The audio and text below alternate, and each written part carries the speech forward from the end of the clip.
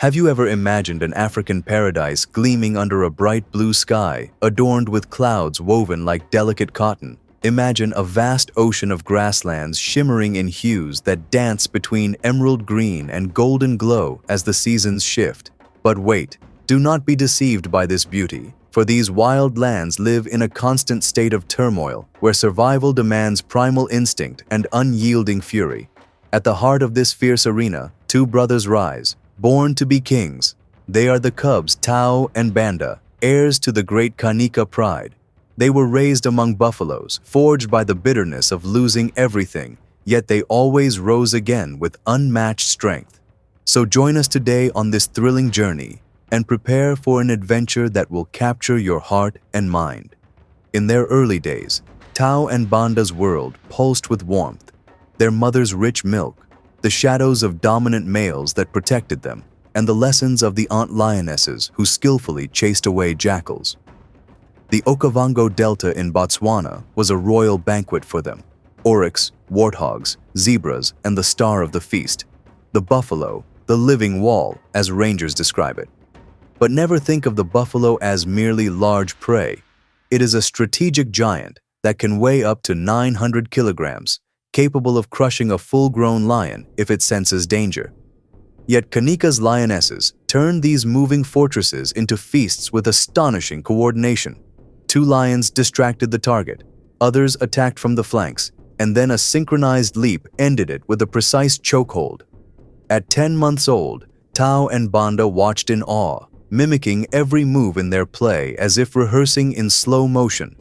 The savannah seemed endless, but every empire has its red lines. To the north lay the lands of the Gosa pride, to the east, the territory of the Roari hyena clan. Between them were neutral corridors that turned into open theaters for the wild. Kanika's males guarded their borders with alkaline urine and deep claw marks etched on dry tree trunks. A clear message: enjoy it while it lasts, cubs. This land will not be yours forever. In adolescence, Tao and Banda's instincts erupted like a summer storm under a blazing noon. Two shadows appeared from the eastern corridor, nomadic lions exiled from a neighboring coalition. They weren't mere wanderers. The lionesses sensed danger and stepped aside for the resident males to confront the intruders under a sun that melted the rocks at over 40 degrees Celsius. Picture the scene: manes colliding, testosterone surging, a battle of giants. 1 minute of brutal strikes and bone-crushing bites, and the fight continued until one Kanika male pinned his opponent beneath his jaws. Then, in a moment of royal mercy or arrogance, he released the defeated lion instead of ending his life. Tao and Banda watched sharply, learning their first lesson. Strength isn't always in killing, but in knowing when to strike. Weeks passed, and the brothers' eyes absorbed power with every movement. By 18 months, they had earned their first invitation to the hunts. Their mother, agile and fierce, trained them herself. She would stalk, then leap, and Tao mirrored her steps precisely. Banda hesitated, then followed. Their prey was faster, but surrender was not an option. After hours of failed attempts, they ambushed an antelope, but the warning cries of vigilant baboons exposed their plan. With every failure came learning. By age 2, Tao and Banda's fierce features took form. Their hind legs had turned into pistons ready to burst forward at 60 kilometers per hour. They stood at the threshold of their final rite, leaving the family. But fate had other plans. At dusk, the intruder who had once been spared returned, stronger, crueler, colder than ever. He confronted one of the Kanika males alone while his partner was patrolling afar. Beneath the acacia trees, a battle raged, unequal and savage. The invader, fueled by vengeance, struck with the fury of a storm. When the dust settled, the victor wore a crown taken by fang and claw. The Kanika family scattered like seeds in a wild gale, leaving behind a fallen king and conquered land. The lionesses, hearts heavy, refused to submit to the new tyrant or abandon their cubs. In the chaos, Tao and Banda fled together, but fate soon separated them from their pride, trapping them in a snare woven by the wilderness itself.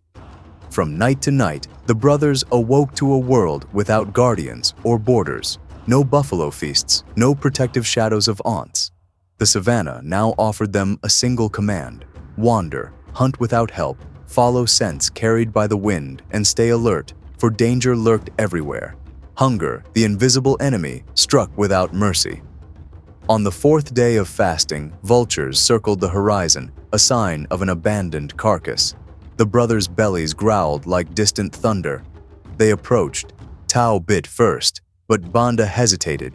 He smelled danger. Hyenas, perhaps, or worse, an older lion prowling nearby. But hunger roared louder than fear.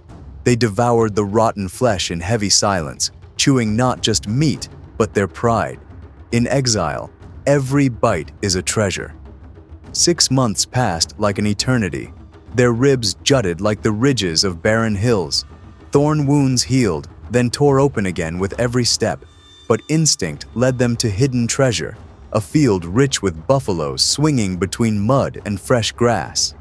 The females and calves followed a predictable path. It was a golden opportunity, yet laced with danger. Tao and Banda, still lacking experience, targeted a young calf. They crept through the grass, silent as shadows, until 20 meters away. But the mother's eye caught movement. The ambush turned into a trap. A wall of adult buffalo closed ranks and charged. The brothers retreated, but a thunderous roar shook the ground. A dominant male with a thick mane and dark limbs appeared, claiming the field. That moment taught them an instinctive lesson: never run toward a roar, and never abandon your brother. Adrenaline drove Tao to break both rules. He attacked the intruding lion with lightning fury. In a decisive instant, he survived, but bleeding heavily. The brothers fled, hiding in the brush, waiting for the right moment to rise again as kings of the savannah. November rains poured 400 millimeters of life. The savannah awoke in emerald splendor. Antelopes multiplied, warthogs dotted the horizon, and the channels overflowed. Tao and Banda, now with full manes and lean, powerful bodies, reaped the rewards of endurance. They stole from hyenas' kills, joined hunts with nearby lionesses, who, strangely enough, saw them not as threats, but perhaps as future kings. Banda excelled in the hunt. His roar shook the ground. Tao, however, discovered another weapon: charm. A lioness in heat strayed from her group, luring him with golden promise. But he forgot this land bore scars of an old rival. A thunderous roar erupted. Tao retreated just in time, realizing he had strayed far from his brother. That night, Tao did something rare for a lion. He roared for help. The echo traveled 5 kilometers, answered by Banda from the thickets. After hours of searching, their heads touched in relief. Tao had survived. They could rest, but not for long. A year passed. Time sculpted the brothers. Their manes grew darker, their muscles enviable. Their energy turned survival into ambition. The scent of females called again. They followed the trail to 3 lionesses with cubs. The resident male was away on patrol. Perfect timing. Tao advanced, Banda close behind. But the king caught their scent and raced back. This time, he faced 2 machines of fury. The battle lasted 5 minutes. The king fell motionless. The crown of the kingdom passed to the brothers. In the weeks that followed, the lionesses led the brothers across the delta's realms, through pools of constant water, scattered forests, and open plains rich with prey. Tao stayed with the lionesses to protect them, while Banda marked territory every 300 meters, declaring their empire. At night, they roared together, their voices tearing through the savannah, proclaiming the start of a new reign. Soon, the lionesses entered heat in unison. They mated with the kings, and within 100 days, 7 healthy cubs were born. The kings lifted their crowns high and prepared for what was to come. Every hunt now mattered twice as much. Every patrol became a shield for the future. Beneath an orange sunset, Tao lay as a cub slid down his mane, playfully biting it. The other cubs danced among the lionesses. No longer were there lions without a pride, but an empire reborn. Tao and Banda were now flawless hunters, vigilant fathers, fierce guardians, true kings. And all of it was possible because, in the decisive moments, they chose to rise instead of flee. Now, take a deep breath. Imagine the scent of fresh grass mingling with warm blood of prey, the open wild where epic tales are woven from fury, love of dominance and pure defiance, sealed by blood and crowned by rare moments of peace.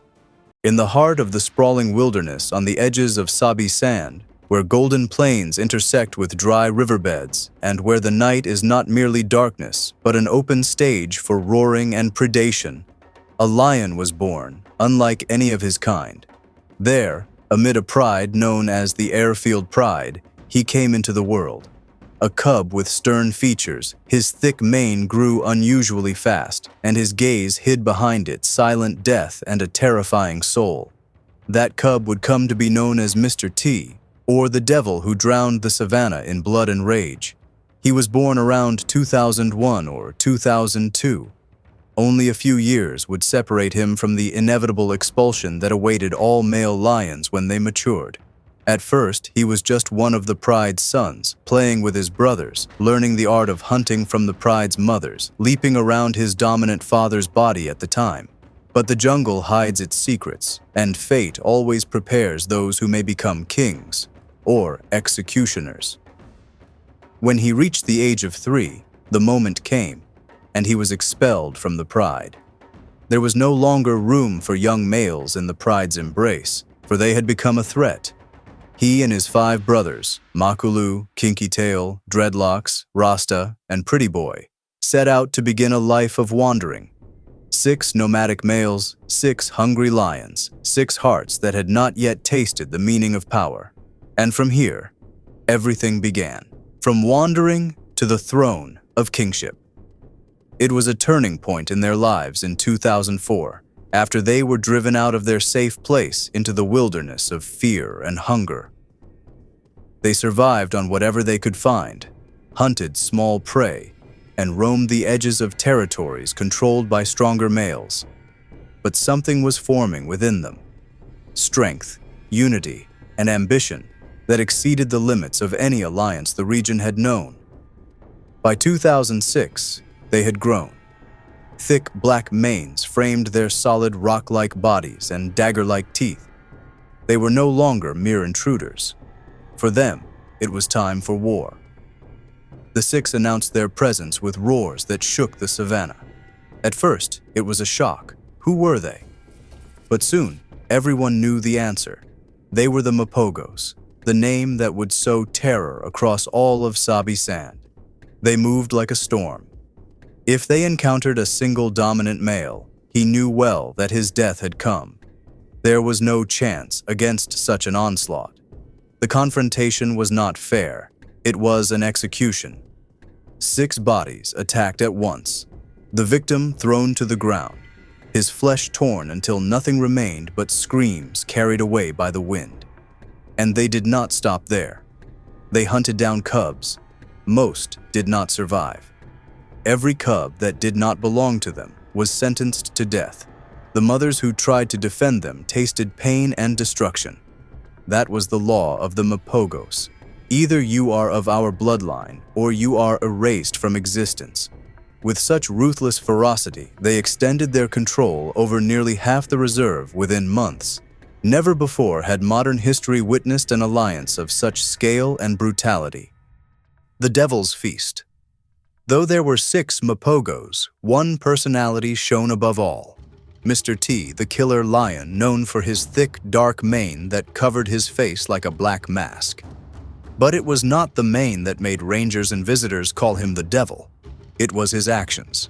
He was unpredictable. He attacked suddenly, without reason, and tore apart his opponents with savagery even after they were dead. He wasn't merely a killer.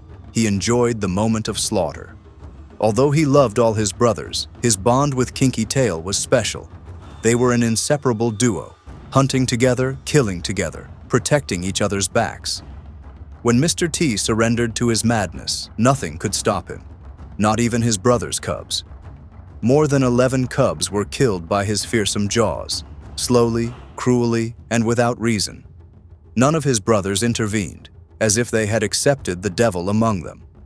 Thus, Mr. T became not just another lion, but a symbol of terror, a dark legend told in every camp and every safari. The brothers' division.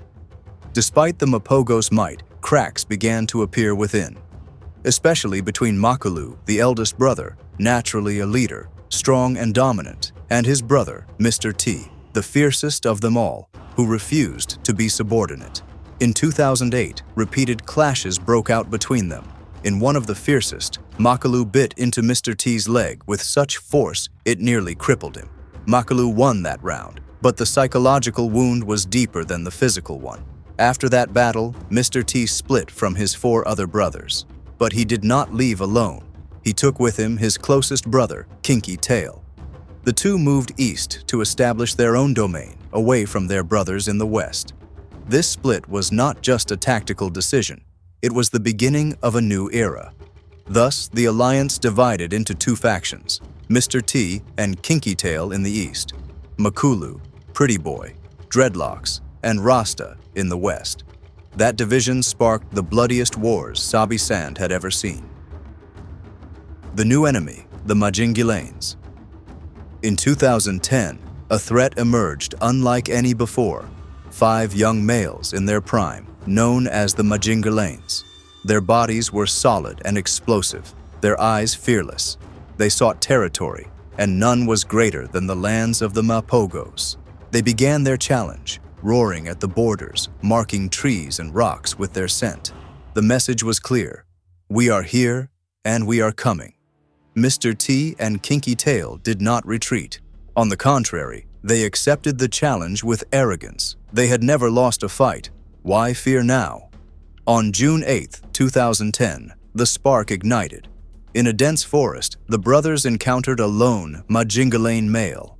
He tried to flee, but they caught him, pinned him down, and tore him apart. He was fierce, fighting until his last breath, leaving scars on Mr. T's face and Kinky Tail's paw. But the result was inevitable. One Majingalane was dead. Yet in the jungle, it was known. Blood begets blood. That night, vengeance was set in motion. The tragedy of Kinky Tail. Under the cover of darkness, the Majingalanes moved, furious and seeking revenge. They searched relentlessly until they succeeded in isolating Kinky Tail, who was wounded and limping from the previous battle. Still, he refused to retreat. He faced them, 4 against 1. He fought fiercely, injuring and pushing them back, but eventually, he fell beneath their brutal strikes and biting jaws. They pinned him to the ground and tore him apart mercilessly. By the time Mr. T arrived, it was too late. He saw his brother, his other half, being ripped apart between the enemy's jaws. He tried to attack and save him, but the odds were against him. They chased him away, forcing him to flee. When he returned, everything was over. Kinky Tail was nothing but a shredded corpse. That moment changed Mr. T forever. He was no longer the same lion. He became darker, filled with hatred and fury, as if Kinky Tail's soul had turned into boiling blood in his chest. For 2 whole days, he stood at the eastern borders roaring for his dead brother without pause. His mourning echoed through the wilderness.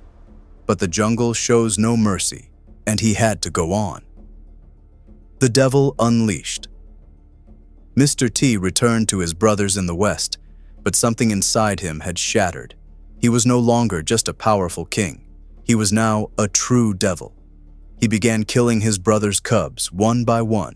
More than 11 cubs died by his claws over a few months. None of his brothers tried to stop him. Perhaps they feared him, or perhaps they understood that the pain inside him could not be calmed. The Mapogo coalition shrank after Rasta's mysterious disappearance. Only 3 remained, Makulu, Pretty Boy, and Mr. T, still kings of the West. But time moved on. They were aging, their wounds accumulating. It was clear a new dawn was coming, one carried by younger, stronger lions. The end at the hands of the Saladi. Then came 2012, when another coalition emerged from the south. 4 males called the Salatis, later known as the Katos. They were in their prime, hungry for dominance and unafraid of facing legends. By February, signs of war were already clear. The confrontation was inevitable.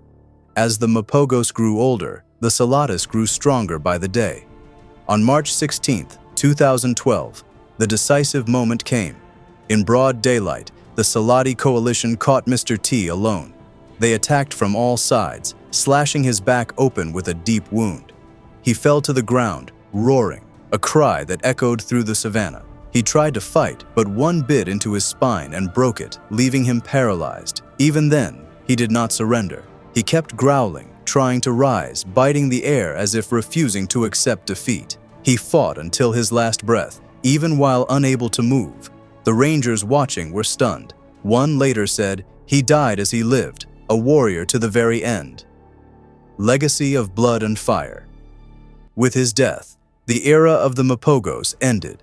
That coalition had terrorized the reserve for years, ruled half of it, and killed more than any other in modern Sabi-Sand history. Mr. T left behind a legacy of contradiction. To some, he was a monster, a devil, a heartless killer. To others, he was a legend, an unbreakable king, a lion who wrote an unmatched saga in blood. Even today, years after his death, his name is still whispered among rangers and visitors. When they speak of lions that changed history, they say, "There once was a terrifying and majestic lion named Mr. T." This is not merely a tale of a lion. It is a story of power, blood, love, madness, and betrayal. A story reminding us that the jungle shows no mercy, that no king's throne lasts forever, but some kings are never forgotten, and Mr. T was one of them. Cecil, the legendary lion and the true face of power and authority. One of the most powerful and beautiful lions in Africa. His death was considered one of the saddest moments in Hyenas National Park, specifically in the Matabeleland North region of Zimbabwe. A true story, and an amazing tale from the rich lands of Africa, teeming with the fiercest and most fiercely competitive beasts. So today, we put our hand on our heart as we recount the legacy and timeless legend of a lion who left his exciting mark on the pages of Zimbabwe's rich history. This legacy that ended prematurely. The story begins when Cecil, born in 2002, was tracked by a collar designed to transmit his movements and health status. From his upbringing to his youth in the reserve, he had a very prominent role in the place, with his great ferocity and the beauty of his huge black coat and golden eyes, to the extent that many travelers who love wildlife and lions came from faraway places to see Cecil. The incomparable lion, indeed, seeing him was worth traveling for hours to enjoy this living legend. Everything started when Cecil formed a new alliance with his son Zanda, enabling them to control vast areas of the park, to become the pride that they lead, consisting of 16 members of lionesses and cubs, and controlling the pride perched on the plains of the eastern region of the national park, which was called Linkwasha. The two became an unmatched force in the place, and despite the emergence of the alliance of the strong brothers Bush and Bubisi from the northern region. However, they were unable to wrest the place from Cecil and his son, who fought them with all ferocity and violence. You can imagine the size of the huge battle that began with roaring, then chasing, pouncing, and biting. Blood flows everywhere and loud sounds thunder in the place. The battle lasted for hours before the brothers were forced to retreat and leave for fear of being killed in a confrontation with the terrifying Cecil. Then Cecil and Zanda managed to stand their ground and chase the other two lions. Then they secured the area again. As time passed and the calm camped, it paved the way for Zanda to try to rebel and lead the pride instead of Cecil, the latter who made his big mistake, when he expelled his son, who began to become stronger and fiercer than the pride. His expulsion of Zanda ended in peace within the place, where Bush and Bobisi took advantage of the opportunity to try again to expel Cecil from the Linkosha group forever. And indeed, this is what happened, especially since Cecil was the only male in the group, so he could not stand against the brothers who did not delay a moment from attacking him and being satisfied with expelling him outside the group. On Cecil's long journey north through one of the areas controlled by the lion Kokore. At that time, Cecil was thin, hungry, and his health was deteriorating, and he did not have much strength and ability to endure and confront. Therefore, Cecil tried to ingratiate and submit to Kokore to gain a chance to form a new alliance with him. But Kokore rejected him and kept him away from his area in defense of his lands, and fearing that Cecil would kill his cubs in pride. Cecil returned to wander to find Jericho on his way, that single and huge male lion. Legend has it that Jericho's father killed Cecil's father in a violent fight that broke out between them, so there is a clear history of hatred between them. So naturally they cannot be friends, but due to the bad condition that Cecil reached and his desperate need to gain a new friend to rely on in hunting and control and save his life, everyone was surprised when he forgot past grudges and left those disputes and chose to unite strength with Jericho. They moved together to the Somalisa group area, where control and rule of the group were strictly enforced, for Cecil to regain some of his previous prestige and strength. But despite being a terrible force together, disturbances and internal problems began to appear, especially between them and the older cubs who began competing for rule and food, where they fought many battles at the time they ruled. The lack of food increased the severity of the males' temperaments during their struggle for the prey that was hunted and led to increased tension with the females. But regardless of that, calm returned after a period to gather the group and unite it after they discovered that their strength in their multitude and gathering is better than being separate and weak. The roar of those powerful lions announced the dominant power in the area, with their loud voices as Cecil challenged any alliance that dared to approach their controlled areas. That roar was also an expression for the females in the area of their desire to grow their pride and increase their offspring. So Cecil and Jericho took responsibility for the group, and the echo of their voices reverberated through the place to instill fear and terror in the spirit and entity of every predator or prey, and everyone will immediately understand the necessity of staying away and escaping from the claws of those ferocious, hungry lions. Kokore was not affected when he heard the roar of these two fierce lions, but he came to confront those challenging voices near his area. But when he saw their huge size together, he retreated and left his pride, surrendering immediately. Cecil and Jericho continued to declare control and challenge while they were looking for lionesses to continue writing their glory and establishing their own legacy in the area without boredom.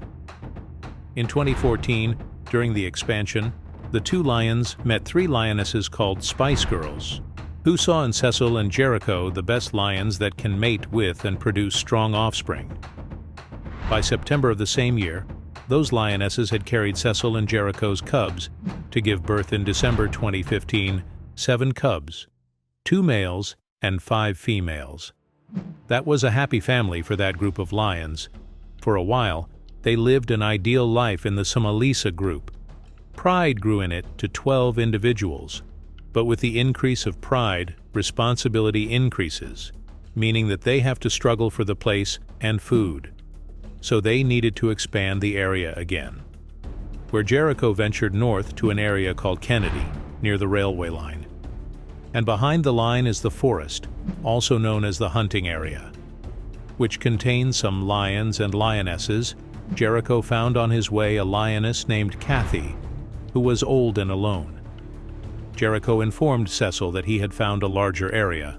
Cecil immediately moved north to Kennedy, where Cecil saw Kathy and was happy with her presence, especially not for mating, but for raising young cubs. They stayed with Kathy for a long time before they decided to return to their previous group for a short period and then return overnight to Kathy. All this happened before disaster struck the lion Cecil, where the plot was being hatched to monopolize him and hunt him.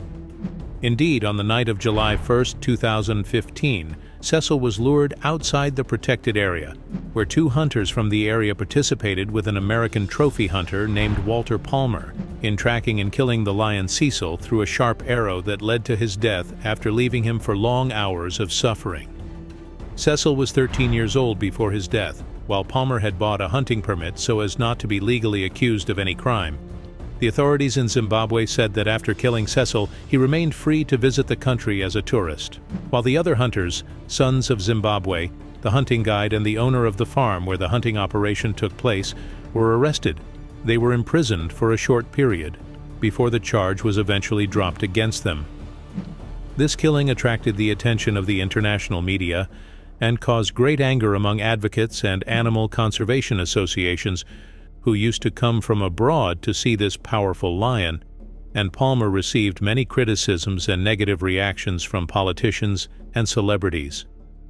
In the end, Cecil left behind a great legacy, and many genes are still alive that will take over the pride and rule the area for sure at the earliest opportunity, while Jericho remained in the north and did not return to defend the pride, where he stayed with Kathy before 2 other lionesses joined him, and he mated with them and became the father of 5 new cubs. In 2021, National Geographic Channels broadcast the documentary film produced by wildlife filmmaker Peter Lamberti from Lion Mountain Media about the lion Cecil and his life history full of dominance and power. Certainly, seeing white lions is an incredibly rare and unique sight, whether in Timbavati Reserve or in Kruger National Park in general. According to ancient African tribal history, white lions were revered as the spirits of deceased kings by the local Tsonga people. In other legends, they are said to be the children of the sun god, sent to earth as divine gifts. Throughout history, white lions roamed the Timbavati area, located on the borders of Kruger National Park, for hundreds of years. The year 1938 witnessed the first documented sighting of a white lion in the area. By the mid-1970s, white lions were sighted once again in Timbavati, creating a major local and international stir. Many documented the story in books, the most famous of which is The White Lions of Timbavati by Chris McBride. Therefore, the discovery of new white lions in Kruger National Park was considered natural. One of these lions in Kruger stole the spotlight and became immensely famous, especially after appearing on the Wild Earth program, which gained global recognition. He was also followed by large groups of South Africans who visited Kruger National Park and captured photos of this remarkable lion. That lion is Casper, whose status rose to the highest levels due to his rare white color. The reason behind the rarity of white lions is that both the male and female must carry the recessive gene called leucism, which affects melanin levels in the body to produce a white cub. The probability of both lions carrying this gene is extremely low, making these pale-colored lions so unique. Casper the white lion was born with his siblings in the Shishangan Pride in July 2014. He had 4 brothers, 3 with the normal golden color of lions, and 1 who shared Casper's rare white color. From a young age, Casper displayed signs of strength, courage, intelligence, and affection for his brothers. It was only natural that he would be ambitious in building his own glory and forming a coalition feared by all in the reserve. Mid-2016 brought a major event when a new lion named N invaded the territory controlled by Shishangan. His eyes were filled with challenge and anger as he attacked Shishangan ferociously. The bloody conflict continued until it ended with Shishangan's death. After killing the dominant male, the new lion set out, as usual, to kill all the cubs carrying the previous male's genes, ensuring the females would mate with him instead. Casper and his brothers realized their father had been killed and resolved to flee the area, carefully moving away as fast as they could. Their early journey into exile had begun, wandering the plains in search of survival. But the unknown held many misfortunes. Along the way, the cubs entered the territory of dominant lions without noticing their presence. Those lions pounced on Casper's white-coated brother and killed him instantly. Casper was also injured in the attack, but managed to escape with his remaining brothers. They chose to hide in the fields, learning the tactics of observation and hunting to strengthen their weak bodies. Over time, they began killing different prey, including buffalo, which gave them the energy and vitality to continue. The four lions eventually formed their own coalition, named the Shishangan Coalition after their former pride. Casper's brothers were named Casanova, Mfowethu, and Footloose. By mid-2019, the coalition was roaming the plains, watched by the cameras of visitors, especially focusing on the striking white lion Casper. They repeatedly attempted to hunt buffalo, never giving up. But suddenly, three massive lions appeared, sneaking toward Casper, who was sitting alone with his back to them. Casper only realized the danger when his brothers ran toward him roaring. He fled with them just in time, but after retreating, the four lions, led by Casper, decided to turn back and face the invaders who sought to expel them. A bloody and savage battle ensued, with the young lions fighting with rare bravery. They struck with ferocity, ultimately defeating the three attackers and driving them out of the area. It was their first great victory, achieved without surrender. After this triumph, the lions gained immense confidence. They began roaming Kruger, seeking to expand, explore, and challenge other lions. After 2 years of wandering, it was time for them to settle and take over a strong pride. Indeed, they encountered the females of the Satara pride and began mating with them. By 2022, 3 cubs were born, the offspring of Casper and his brothers, all with the natural golden color. To this day, the coalition remains with the Satara pride, though no one knows if they will eventually move on to another pride. Casper himself was known to disappear for long periods before returning. No one can predict the end of this coalition's story. The coming days may bring many more remarkable tales about Casper and his powerful brothers, especially now that they have reached 7 years of age and are at the peak of their strength and vitality.